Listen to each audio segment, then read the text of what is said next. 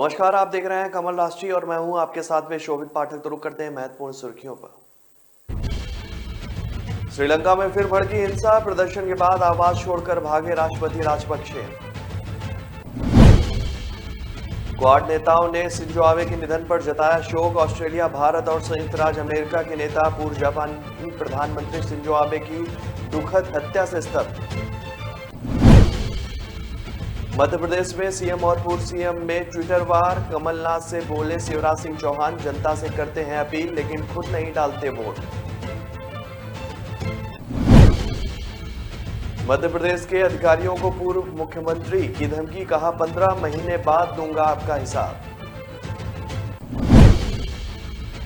और Rajasthan high court ने खारिज की आसाराम की जमानत याचिका, सजा पर रोक की तीसरी अर्जी भी हुई खारिज।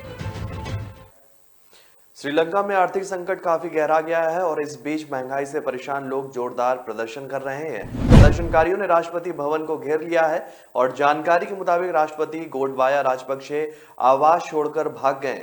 खबर है कि प्रदर्शनकारियों ने राजपक्षे के आवास के बाहर काफी हंगामा किया। गौरतलब है कि आर्थिक संकट से जूझ रहे श्रीलंका की ये हालत लगातार बदतर होती जा रही है और यही वजह है कि प्रदर्शनकारी राष्ट्रपति गोटबाया राजपक्षे के खिलाफ लगातार प्रदर्शन कर रहे हैं और उनसे इस्तीफे की मांग भी की जा रही है। बताया जा रहा है कोलंबो में विरोध प्रदर्शन के दौरान प्रदर्शनकारियों और सुरक्षा बलों के बीच झड़प भी हुई है। पुलिसकर्मी समेत लोग भी जख्मी हुए हैं। पुलिस ने वाटर कैनन का भी इस्तेमाल किया है और इस बीच गाले क्रिकेट स्टेडियम में भी हंगामा होने की खबर आ रही है, जहां ऑस्ट्रेलिया श्रीलंका का मैच चल रहा है। प्रदर्शनकारी वहां भी पहुंच गए हैं। व्हाइट हाउस ने शुक्रवार को कहा कि चतुर्भुज सुरक्षा वार्ता के नेताओं ने जापान के पूर्व प्रधानमंत्री शिंजो आबे की दुखद हत्या पर गहरा शोक व्यक्त किया है। बयान में कहा गया है कि हम ऑस्ट्रेलिया, भारत और संयुक्त राज्य अमेरिका के नेता पूर्व जापानी प्रधानमंत्री शिंजो आबे की दुखद हत्या से स्तब्ध हैं। प्रधानमंत्री आबे जापान के लिए और हमारे हर देश के साथ जापानी संबंधों के लिए परिवर्तनकारी नेता थे। व्हाइट हाउस के अनुसार आबे ने क्वाड साझेदारी की स्थापना में एक रचनात्मक भूमिका निभाई है और एक स्वतंत्र और खुले इंडो पैसिफिक के लिए एक साझा दृष्टिकोण को आगे बढ़ाने के लिए अथक प्रयास किया है। बयान में कहा गया कि दुख की इस घड़ी में हमारे दिल जापान के लोगों और प्रधानमंत्री किशिदा के साथ हैं। हम शांतिपूर्ण और समृद्ध क्षेत्र की दिशा में अपने काम को दोगुना करके प्रधानमंत्री आबे की स्मृति का सम्मान करेंगे। अमेरिकी राष्ट्रपति जो बाइडेन ने जापान के प्रधानमंत्री फुमियो किशिदा से बात की और पूर्व प्रधानमंत्री आबे की गोलीबारी में हुई दुखद और हिंसक मौत पर गहरा शोक भी व्यक्त किया है। व्हाइट हाउस ने कहा कि राष्ट्रपति ने रेखांकित किया है कि वह और अमेरिकी लोग शोक के समय प्रधानमंत्री और जापान के लोगों के साथ खड़े हुए हैं। भारत ने जापान के पूर्व प्रधानमंत्री के निधन पर भी दुख व्यक्त किया है। सरकार ने उनके परिवार, दोस्तों और जापान के लोगों के प्रति अपनी संवेदना व्यक्त की है।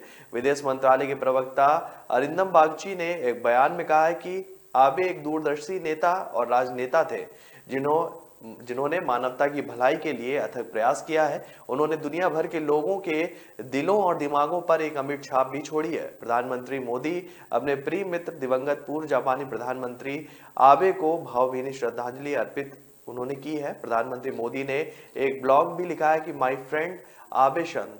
उन्होंने कहा कि आबे के निधन से जापान और दुनिया ने एक महान दूरदर्शी नेता को खो दिया है। नगरीय निकाय चुनाव में मध्य प्रदेश की सियासत अब पूर्व मुख्यमंत्री और वर्तमान मुख्यमंत्री के बीच ट्विटर पर देखी जा रही है। दरअसल अपने अलग अंदाज वाले भाषण के लिए प्रसिद्ध मध्य प्रदेश के मुख्यमंत्री शिवराज सिंह चौहान ने अपने कटनी दौरे के दौरान कांग्रेस को केकड़ा कहकर संबोधित किया था, जिसके बाद मध्य प्रदेश के पूर्व मुख्यमंत्री और कांग्रेस के सुप्रीमो कमलनाथ ने ट्विटर पर पलटवार करते हुए लिखा कि आप मुझे कितना भी कोसिए, कितना भी भला बुरा कहिए, आपका स्वागत है। मुझे मेरे मध्य प्रदेश के हितों को पाने, उन्हें सुरक्षित करने के लिए आपका दिया हर विश्व स्वीकार है। कमलनाथ के इस ट्वीट के बाद से ही मध्य प्रदेश के अंदर राजनीति गर्मा गई है, जो कि अब ट्विटर वार में बदल चुकी है। इस ट्वीट के बाद मुख्यमंत्री शिवराज सिंह चौहान ने भी पूर्व मुख्यमंत्री के ट्वीट पर पलटवार किया और कहा कि कमलनाथ जी बातों को घुमा फिराकर पलट रहे हैं। आपको कोई नहीं कोस रहा है, विस्पान का तो सवाल ही नहीं उठता है। आपके लिए ईश्वर से मेरी प्रार्थना है कि आप शतायु हो, दीर्घायु हो, स्वतंत्र रहें। प्रसन्न रहे, लेकिन इस बात का जवाब जरूर दें कि आपने वोट क्यों नहीं डाला। आप तो बड़े आदमी हैं कमलनाथ जी, वोट डाले तो जनता डाले, गरीब डाले, किसान डाले, माताएं बहनें डाले, लेकिन आप बड़े आदमी हैं, सिर्फ राज करेंगे। आप इधर उधर की बातें मत करो और ये बताओ कि वोट क्यों नहीं जो है आपने दिया। मध्य प्रदेश नगरीय निकाय पॉलिटिक्स में धमकी का दौर भी अब शुरू हो चुका है। पूर्व मुख्यमंत्री ने नगरीय निकाय चुनाव में बीजेपी के साथ काम करने वाले अधिकारियों और अपने कार्यकर्ताओं से जो है डाटा मांगा है। पीसीसी चीफ कमलनाथ ने धमकी भरे लहजे में मध्य प्रदेश के उन कर्मचारियों और अधिकारियों को चेताया है जो इन चुनाव में बीजेपी के लिए काम कर रहे हैं। उन्होंने कहा है कि जो भी अधिकारी शिवराज सरकार के समर्थन में नगरीय निकाय चुनाव के दौरान कार्य कर रहे हैं, उनका वक्त 15 महीने बाद बदल जाएगा। उन्होंने कहा कि ऐसे अधिकारी कर्मचारियों को चिन्हित किया जा रहा है जो शिवराज सरकार के साथ मिलकर काम कर रहे हैं। कमलनाथ ने आगे कहा कि ऐसे अधिकारियों पर निष्पक्ष चुनाव प्रक्रिया में जो है सम्मिलित कराने का उन्हें प्रयास करना चाहिए था, लेकिन ऐसा होता हुआ जो है नहीं दिखा। उनका 15 महीने बाद हिसाब किया जाएगा। मध्य प्रदेश में धमकी पॉलिटिक्स का यह कोई नया मामला नहीं है। इससे पहले जब 15 महीने की कांग्रेस सरकार थी तब पूर्व मुख्यमंत्री शिवराज सिंह चौहान ने भी एक जनसभा को संबोधित करते हुए कलेक्टर को चेताया था। इस तरह की भाषा आज की मध्य प्रदेश की राजनीति में आम होती जा रही है, जो पहले कभी प्रयोग में नहीं लाई जाती थी। पूर्व मुख्यमंत्री कमलनाथ ने अपने सभी जिला अध्यक्षों एवं क्षेत्रीय नेताओं को सरकार के साथ मिलकर चुनाव को प्रभावित करने वाले अधिकारियों एवं कर्मचारियों की सूची बनाने की भी बात कही है। इस मामले में कांग्रेस के वरिष्ठ नेता और पूर्व मंत्री पीसी शर्मा ने भी कहा है कि ऐसे अधिकारियों पर जो है निष्पक्ष रूप से कार्य नहीं कर रहे हैं और सरकार के हिसाब से कार्य कर रहे हैं, उन्हें समय आने पर सबक जरूर सिखाया जाएगा। अपने ही गुरुकुल की नाबालिग छात्र के यौन उत्पीड़न मामले में अंतिम सांस तक कारावास की सजा काट रहे आसाराम को एक बार फिर से राजस्थान हाईकोर्ट से जोरदार झटका लगा है। हाईकोर्ट ने आसाराम की तरफ से पेश सजा स्थगन याचिका को सुनवाई के बाद खारिज कर दिया। यह तीसरा अवसर है जब आसाराम की सजा स्थगन याचिका को खारिज कर दिया गया है। आसाराम 15 बार से ज्यादा जमानत हासिल करने का भी प्रयास कर चुके हैं, लेकिन किसी भी कोर्ट से आसाराम को राहत नहीं मिली है। न्यायाधीश संदीप मेहता व न्यायाधीश विनीत कुमार माथुर की खंडपीठ के समक्ष सीनियर एडवोकेट देवदत्त कामत ने कहा कि आसाराम 9 साल और 7 माह से जेल में बंद है। 83 वर्षीय आसाराम को कई बीमारियां भी हैं। साथ ही जिन आरोपों के आधार पर आसाराम को उम्र कैद की सजा सुनाई गई वे भी जो है सही नहीं है। ऐसे में आसाराम जो है राहत के हकदार हैं। वहीं सरकारी वकील अतिरिक्त महाधिवक्ता अनिल जोशी का तर्क था कि इस मामले में आसाराम के वकील कई सुनवाई पर उपस्थित नहीं हुए, इस कारण सुनवाई स्थगित करनी पड़ी। उन्होंने कहा कि अपीलकर्ता का यह विलंब स्वीकार नहीं है। यदि आसाराम को राजस्थान हाईकोर्ट राहत प्रदान भी करता है तो भी आसाराम को कोई लाभ नहीं होने वाला। बाहर निकलते ही गुजरात पुलिस उसे गिरफ्तार कर लेगी। गुजरात में उसके खिलाफ रेप मामले का ट्रायल चल रहा है। दोनों के तर्क सुनने के बाद खंडपीठ ने कहा कि गत सुनवाई में हमने गुजरात में चल रहे केस की प्रोग्रेस रिपोर्ट मांगी थी। हमें अवगत कराया गया है कि वहां ट्रायल कोर्ट में अभी तक गवाहों के बयान चल रहे हैं। हमें नहीं लगता है कि आसाराम जमानत का जो है हकदार है। ऐसे में उसकी सजा स्थगन याचिका को खारिज किया जाता है। आसाराम के गुरुकुल में पढ़ने वाली एक नाबालिग छात्रा ने आरोप लगाया था कि 15 अगस्त 2013 को जो है आसाराम ने जोधपुर के निकट मड़ाई गांव में स्थित एक फार्म हाउस में उसका यौन उत्पीड़न किया था। 20 अगस्त 2013 को उसने दिल्ली के कमला नगर पुलिस थाने में आसाराम के खिलाफ मामला दर्ज कराया था। जोधपुर का मामला होने के कारण दिल्ली पुलिस ने प्राथमिकी दर्ज कर जांच करने के लिए उसे जोधपुर भेजा। जोधपुर पुलिस ने आसाराम के खिलाफ नाबालिग का यौन उत्पीड़न करने का मामला भी दर्ज किया। जोधपुर पुलिस 31 अगस्त 2013 को इंदौर से आसाराम को गिरफ्तार कर जोधपुर ले आई। तब से आसाराम जोधपुर जेल में ही बंद है। तो ब्रेक पर जाने से पहले रुक करते हैं महत्वपूर्ण सुर्खियों पर। श्रीलंका में फिर भड़की हिंसा, प्रदर्शन के बाद आवास छोड़कर भागे राष्ट्रपति राजपक्षे। क्वाड नेताओं ने शिंजो आबे के निधन पर जताया शोक। ऑस्ट्रेलिया, भारत और संयुक्त राज्य अमेरिका के नेता पूर्व जापानी प्रधानमंत्री शिंजो आबे की दुखद हत्या से स्तब्ध। मध्य प्रदेश में सीएम और पूर्व सीएम में ट्विटर वार, कमलनाथ से बोले शिवराज सिंह चौहान, जनता से करते हैं अपील लेकिन खुद नहीं डालते वोट। मध्य प्रदेश के अधिकारियों को पूर्व मुख्यमंत्री की धमकी, कहा 15 महीने बाद दूंगा आपका हिसाब। और राजस्थान हाई कोर्ट ने खारिज की आसाराम की जमानत याचिका, सजा पर रोक की तीसरी अर्जी भी हुई खारिज।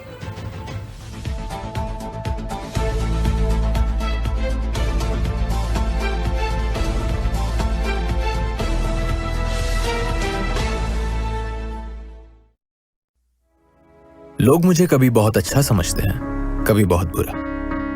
सेंसिटिव। भगवान जैसे है हमारे लिए। एनी टेस्ट जरूरी है क्या? जान बचाई है मेरे बेटे की। ठीक से देखा ही नहीं, सिर्फ 2 मिनट। लोगों की बातों का असर मैं अपने काम पे नहीं पड़ने देता। मैं जो करता हूं वो अपने पेशेंस के लिए करता हूं। अगर मेरे पास सिर्फ 2 मिनट है तो शायद इसलिए क्योंकि कोई और क्रिटिकल है। अगर मैं 1 से ज्यादा टेस्ट करवा रहा हूं वो इसलिए क्योंकि मेरे ट्रीटमेंट में डाउट की जगह नहीं। अगर मैं स्ट्रिक्ट या इनसेंसिटिव हूं वो इसलिए क्योंकि आपकी हेल्थ सबसे इंपॉर्टेंट है। तो लोग मुझे चाहे अच्छा समझे या बुरा, मैं उनसे कहता हूं थैंक यू, क्योंकि वो मुझे रोकते नहीं बल्कि याद दिलाते हैं कि मुझे मेरे पेशेंट्स के लिए क्या करना है।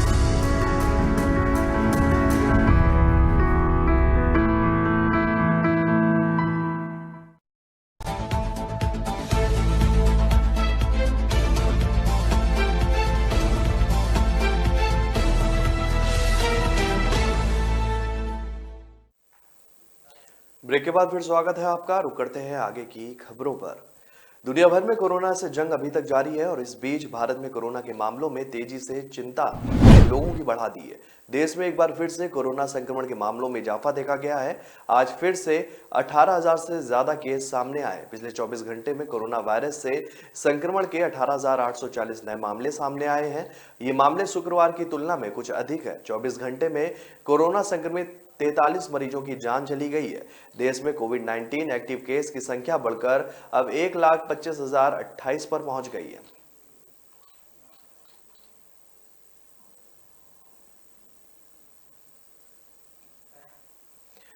मुंबई विश्वविद्यालय के कलिना परिसर में अंतर्राष्ट्रीय छात्र छात्रावास के नए भवन का जो है उद्घाटन करते हुए महाराष्ट्र के राज्यपाल भगत सिंह कोश्यारी ने कुलपति से इनका नाम जो है स्वतंत्र विनायक दामोदर सावरकर के नाम पर रखने का आग्रह किया।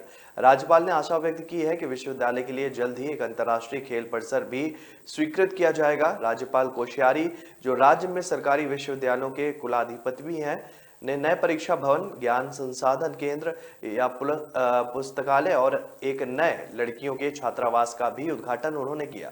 उन्होंने कहा कि विश्वविद्यालय की स्थापना 1857 में हुई थी, जिस वर्ष भारत ने अपने ब्रिटिश शासकों के खिलाफ स्वतंत्रता की पहली लड़ाई लड़ी थी। यह कहते हुए यह वीर सावरकर थे जिन्होंने जो है विद्रोह को प्रथम स्वतंत्रता संग्राम के रूप में वर्णित किया था। राज्यपाल ने कहा कि वीर सावरकर के नाम पर छात्रावास का नामकरण छात्रों के दिलों में भारत के लिए सम्मान को बढ़ाएगा। राज्यपाल ने रिसर्च, इनोवेशन और उद्यमिता को बढ़ावा देते हुए कहा कि विश्वविद्यालय को यह सुनिश्चित करना होगा कि छात्र हमारी संस्कृति और संस्कार को आत्मसात करें। इस अवसर पर विश्वविद्यालय के VC Suhas Pednekar, professor VC Ravindra Kulkarni के साथ अन्य लोग भी मौजूद रहे। उत्तर प्रदेश में पीलीभीत से बीजेपी के सांसद वरुण गांधी इन दिनों देश में लगातार बढ़ रहे पेट्रोलियम प्रोडक्ट के दामों को लेकर सरकार को घेरते हुए नजर आ रहे हैं। पिछले लंबे समय से वरुण गांधी को आम जनता के सवालों को उठाने और अपनी ही सरकार को घेरते हुए देखा गया। इसी क्रम में अब रसोई गैस के बढ़ते दामों से गरीब जनता की बदहाली को लेकर केंद्र सरकार से सवाल करते हुए भी नजर आ रहे हैं। अपने नए ट्वीट में वरुण गांधी ने लिखा कि चूल्हे पर लकड़ियां जल रही हैं और लाल सिलेंडर सजावट की वस्तु बना हुआ है। गैस की पासबुक के पन्नों में महीनों से कोई एंट्री नहीं चढ़ी है। यह उन लाखों महिलाओं का दर्द है जिन्हें हमने धुएं से आजादी का सपना दिखाया था। ये वही महिलाएं हैं जिन्होंने हम पर सबसे अधिक भरोसा भी जताया था। हाल ही में वरुण गांधी ने इसे लेकर एक और ट्वीट किया था, जिस दौरान उन्होंने लिखा था कि घरेलू सिलेंडर अब 1,050 रुपए में मिलेगा। जब देश में बेरोजगारी चरम पर है, तब भारतवासी पूरी दुनिया में सबसे महंगी एलपीजी खरीद रहे हैं। कनेक्शन कास्ट 1,450 रुपए से बढ़ाकर 2,200 रुपए, सिक्योरिटी 2,900 से बढ़ाकर 4,400, यहां तक कि रेगुलेटर तक 100 रुपए से महंगा हो गया है। गरीब की रसोई फिर धुएं से भरने लगी है। आपको बता दें कि बीजेपी के सांसद वरुण गांधी को सिर्फ महंगाई और रसोई गैस के बढ़ते दामों के अलावा भी कई मुद्दों पर अपनी राय वो बेबाकी से रखते हुए उन्हें देखा जा रहा है। इससे पहले वरुण गांधी ने सीमाओं पर अपनी जान हथेली पर रख कर उसकी रखवाली करने वाले बीएसएफ के जवानों का भी मुद्दा उठाया था। वहीं वह कृषि कानून, गन्ना मूल्य में बढ़ोतरी को लेकर भी सरकार को घेरने का काम करते हुए दिखाई दिए थे।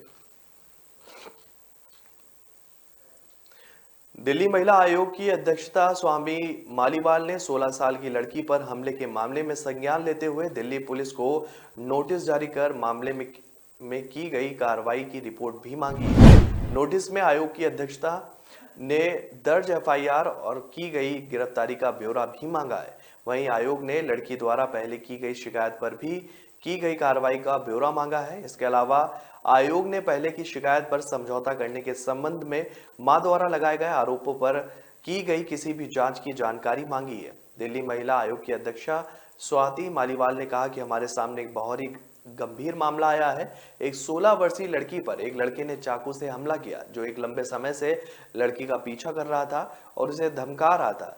लड़की की मां ने आरोप लगाया कि पुलिस ने उनकी पिछली शिकायत पर समझौता करने को कहा था। मैंने दिल्ली पुलिस को नोटिस जारी करके की गई कार्रवाई की रिपोर्ट भी मांगी है। इस मामले में कड़ी कार्रवाई की जानी चाहिए और एक मिसाल कायम की जानी चाहिए।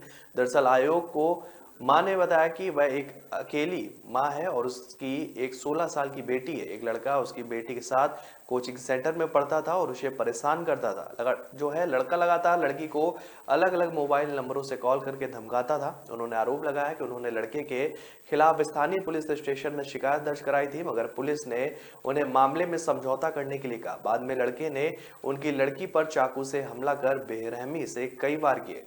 इस समय लड़की अस्पताल में भर्ती है और उसकी हालत नाजुक बनी हुई है। भारतीय सेना के कर्नल और लेफ्टिनेंट रैंक के 4 अधिकारियों ने अपने ही सैन्य अधिकारियों के खिलाफ सुप्रीम कोर्ट में याचिका दायर की है। सैन्य अधिकारियों पर निजता के अधिकार का उल्लंघन करने का आरोप लगाया गया है। याचिका में आरोप लगाया गया है कि जासूसी के मामले में जांच के नाम पर पहले तो जबरन उनके मोबाइल फोन जब्त कर लिए गए, फिर 3 अधिकारियों को निलंबित कर दिया गया। इन चारों सैन्य अधिकारियों पर आरोप है कि वे पटियाला पेक नाम के एक व्हाट्सएप ग्रुप का हिस्सा थे। सेना को शक है कि इस ग्रुप में पाकिस्तान इंटेलिजेंस ऑपरेटिव द्वारा घुसपैठ की गई। इन अधिकारियों ने उनके साथ कुछ सीक्रेट जानकारियां भी साझा की हैं। याचिका में बताया गया है कि जासूसी मामले को लेकर सेना ने जांच की और जिसमें इन चारों अधिकारियों को कोई लिंक नहीं पाया गया है।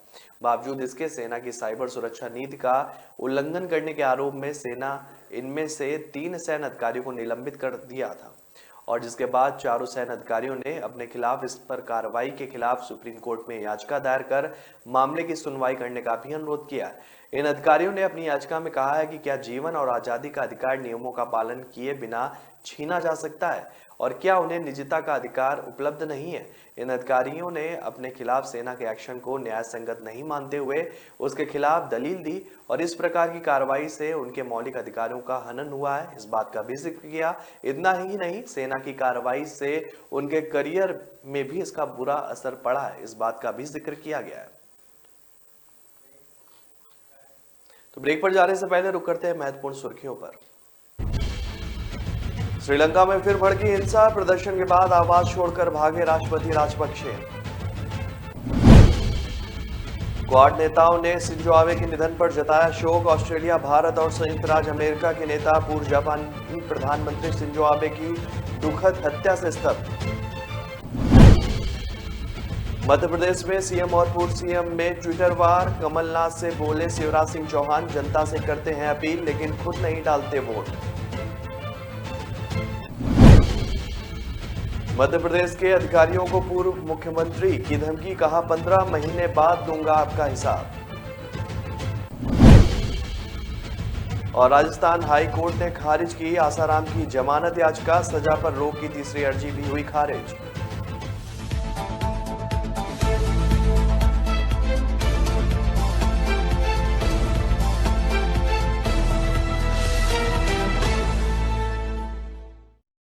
कामयाबी की असली पहचान तभी होती है जब उसकी बुनियाद मजबूत हो, क्योंकि जिन्हें खुद पर भरोसा हो उनकी ताकत कभी कम नहीं होती है। इसलिए भरोसा करिए सिर्फ विकी पावर प्लस टीएमटी बात पर। अब घर बनेगा स्ट्रांग, चलेगा लाइफ लॉन्ग।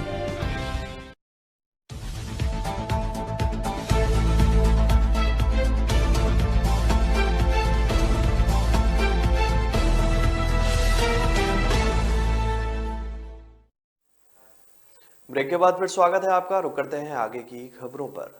गुड़गांव यातायात पुलिस अब ऐसे वाहन चालकों पर नकेल कसने की तैयारी कर रही है जो बिना हेलमेट और बिना सीट बेल्ट के वाहन दौड़ाते हैं। यदि कोई ऐसा करते सीसीटीवी कैमरे में पकड़ा जाता है तो उसे 1000 रुपए का चालान भरना होगा। इससे गुड़गांव में यातायात नियमों को और मजबूत बनाने में मदद मिलेगी। आपको बता दें कि शहर के 38 से अधिक स्थानों पर हेलमेट व सीट बेल्ट के उल्लंघन किए जाने के मामले सबसे अधिक सामने आए हैं। शहर के 38 चौराहों पर सबसे अधिक रॉन्ग साइड पर ड्राइविंग करने के मामले सामने आए हैं। इसके अलावा देखा गया है कि अधिकतर दोपहिया वाहन चालक हेलमेट तो पहनते ही नहीं है। इसके अलावा बिना सीट बेल्ट के 4 व्हीलर चलाने वाले लोगों की संख्या भी काफी अधिक है।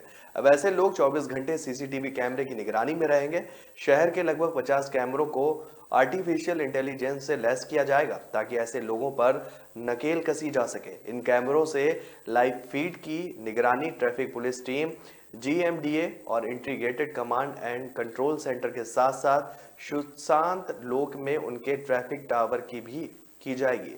शहर के जिन चौराहों पर बिना हेलमेट के सबसे अधिक लोग देखे गए हैं उसमें बख्तरवार चौक, हीरो होंडा चौक, झारसा चौक, IMT मानेसर एंट्री, अंबेडकर चौक, पटौदी चौक भी शामिल है। इसी तरह इफ्को चौक, metro station, galleria market, Bristol चौक, सेक्टर 12 चौक, खुशबू चौक सहित अन्य जगहों पर लोग रॉन्ग साइड में ड्राइव करते हुए भी देखे गए।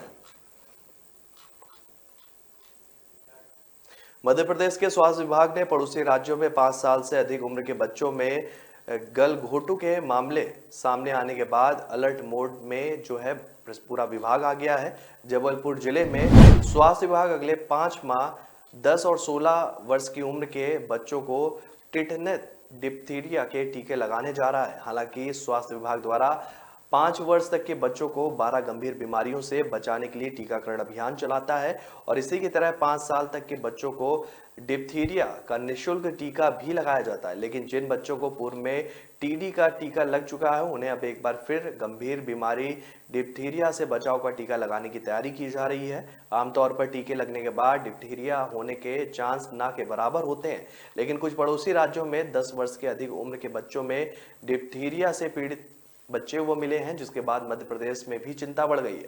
सामान्य तौर पर बच्चों को 5 वर्ष की उम्र तक 11 टीके लगाए जाते हैं। कब कौन सा टीका लगाना है इसका शेड्यूल निर्धारित है। गलघोटू से बचाव का टीका 1.5 वर्ष, 2.5 वर्ष और 3.5 वर्ष की उम्र में लगता है। पड़ोसी राज्यों में जो मामले सामने आए हैं उनमें पीड़ित 10 वर्ष या इससे अधिक उम्र के हैं, इसलिए अब 10 वर्ष के साथ 16 वर्ष के किशोर किशोरियों को भी टीका लगाया जाएगा। जिला टीकाकरण अधिकारी डॉक्टर SSK दहिया के अनुसार 5 वर्ष की उम्र के बच्चों को आंगनवाड़ी स्तर पर तो 10 वर्ष और 16 वर्ष के बच्चों को स्कूल स्तर पर टीके लगाए जाएंगे। पहले से चले आ रहे भूमि विवाद को लेकर 2 हथियारबंद बदमाशों ने शनिवार को सुबह एक व्यक्ति की गोली मारकर हत्या कर दी। पहचान जो है मृतक की मिस्र बिघा गांव निवासी जगदेव यादव के रूप में की गई है। घटना परस बिघा थाना क्षेत्र के नौरू हाल्ट के समीप की है। जगदेव यादव के परिवार के 3 लोगों की 2017 में पहले भी हत्या की जा चुकी है। शनिवार को ही यह घटना चौथी हत्या थी। घटना की सूचना पाकर मौके पर पुलिस पहुंची। जगदेव यादव को सदर अस्पताल लाया गया, जहां चिकित्सकों ने उसे मृत घोषित कर दिया। घटना के संबंध में परिजन सुमित कुमार ने बताया कि सुबह जगदेव यादव मवेशी की खरीदारी के लिए टेहटा मेला जा रहे थे। घात लगाए बदमाशों ने गोली मारकर उनकी हत्या कर दी। परिजनों का कहना है कि 5 साल पहले से महज 3 फीट जमीन को लेकर गांव के व्यक्ति से विवाद चल रहा है। 2017 में भी बदमाशों ने घर में घुसकर परिवार के 3 लोगों की हत्या कर दी थी। वर्ष 2017 में परिवार के 3 लोगों की हत्या का मामला न्यायालय में चल रहा है और इसी केस में बीते शुक्रवार को कोर्ट में गवाही भी थी, लेकिन डर से वो कोर्ट में गवाही देने भी नहीं गए थे। इसकी सूचना APP के सहारे पुलिस को दी गई थी। इसके बाद भी पुलिस कुछ नहीं कर सकी। कहा जा रहा है कि देर रात अपराधियों ने ताबड़तोड़ फायरिंग की थी, जिसकी सूचना भी पुलिस को दी गई थी। अगर पुलिस ने कुछ किया होता तो शायद यह घटना ना हो पाती। घटना की सूचना मिलने के बाद टीम के साथ एसडीपीओ अशोक कुमार पांडे मौके पर पहुंचे। शुरुआती जांच की घटना कोलकेयर एसडीपीओ अशोक कुमार पांडे ने बताया कि अपराधियों की पहचान कर ली गई है और उनकी गिरफ्तारी के लिए छापेमारी भी की जा रही है। आरजेडी सुप्रीमो लालू प्रसाद यादव के बड़े बेटे व बिहार के पूर्व स्वास्थ्य मंत्री तेज प्रताप यादव ने अपने पिता के जल्द स्वस्थ होकर घर लौटने के लिए भगवान की शरण का सहारा भी लिया है। उन्होंने कहा कि पिताजी आप जल्द ही स्वस्थ होकर घर आइए, आप हैं तो सब हैं, इसलिए मैं तब तक प्रभु की शरण में रहूंगा जब तक आप ठीक होके नहीं आते। आपको बता दें कि बिहार के पूर्व मुख्यमंत्री लालू प्रसाद यादव को गत बुधवार को एयर एम्बुलेंस के जरिए पटना से दिल्ली लाया गया और एम्स में भर्ती कराया गया। लालू प्रसाद के कंधे समेत 3 जगह फ्रैक्चर है, जिसका शुरुआती इलाज पटना में किया जा रहा था। वे अपने घर में गिर गए थे, जिस वजह से उन्हें यह फ्रैक्चर हुआ। वहीं अपने पिता के जल्द स्वस्थ होकर लेकर तेज प्रताप यादव भगवान से प्रार्थना कर रहे हैं। उन्होंने ट्वीट कर कहा कि पिताजी आप जल्द स्वस्थ होकर घर आइए, हम सभी आपका बेसब्री से इंतजार कर रहे हैं। पिछले कई दिनों से राजधानी दिल्ली में उमस भरी गर्मी पड़ रही है। उमस ने दिल्ली वासियों का हाल बेहाल कर दिया है। हालांकि मानसून आने के बाद दिल्ली एनसीआर से बारिश गायब है, वहीं उमस भरी गर्मी को देखते हुए बारिश की संभावना भी जताई जा रही है। राष्ट्रीय राजधानी दिल्ली में शनिवार को न्यूनतम तापमान सामान्य से 3 डिग्री अधिक 3.5 डिग्री सेल्सियस दर्ज किया गया। भारतीय मौसम विज्ञान विभाग ने एक बुलेटिन में जानकारी दी है। आईएमडी के मुताबिक दिन में आसमान में बादल छाए रहने के साथ हल्की से मध्यम बारिश होने की भी संभावना है। दिल्ली में अधिकतम तापमान 38 डिग्री सेल्सियस के आसपास रहने का अनुमान है। वहीं सुबह 8:30 बजे से राष्ट्रीय राजधानी में सापेक्षिक आर्द्रता फीसदी जो है 69% रही है। आईएमडी के अनुसार अगले कुछ दिनों में दिल्ली में बादल छाए रहने और गरज के साथ बौछारें पड़ने की पूरी संभावना है। वहीं वायु गुणवत्ता और मौसम पूर्वानुमान अनुसंधान प्रणाली के मुताबिक सुबह करीब 9 बजे दिल्ली का वायु गुणवत्ता सूचकांक 86 यानी कि संतोषजनक स्तर पर था। तो फिलहाल इस बुलेटिन में मेरे साथ इतना ही। आगे की खबरों के लिए आप बने रहिए कमल राष्ट्रीय के साथ। तब तक के लिए नमस्कार।